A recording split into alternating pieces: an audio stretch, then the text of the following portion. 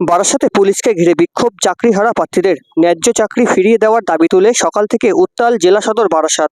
বারাসাতে জেলা পরিষদ ভবনে স্কুল সার্ভিস কমিশনের দপ্তরের সামনে বিক্ষোভ দেখায় কয়েক হাজার চাকরি প্রার্থীরা।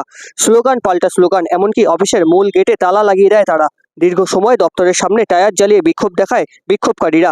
এরপরই ঘটনাস্থলে পৌঁছায় বারাসাত জেলা পুলিশের বিশাল পুলিশ বাহিনী।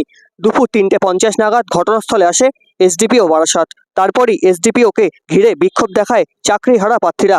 ঘটনাস্থলে ইতিমধ্যেই উপস্থিত হয়েছে বারাসাত থানার ভারপ্রাপ্ত আধিকারিক, উপস্থিত হয়েছে মধ্যমগ্রাম থানার ভারপ্রাপ্ত আধিকারিক সহ এসডিপিও বারাসাত এবং বারাসাত পুলিশ জেলার একাধিক পুলিশ আধিকারিক।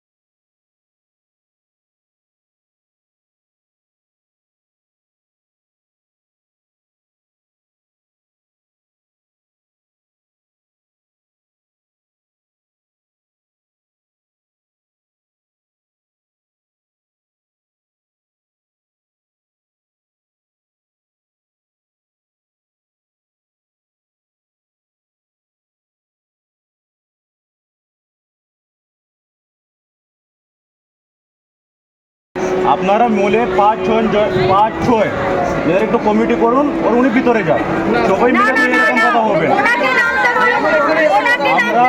আমরা একটু প্রসিজার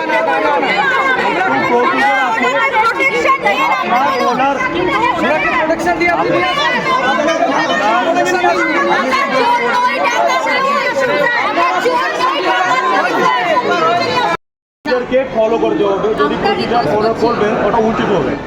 আপনার জন্যই আছে। আবার আমরা প্রশাসন পক্ষ থেকে 1 তারিখে করছি, তারপরে আপনি বলুন 5-6 জন মিলে আপনি একটা কমিটি তৈরি করে আপনি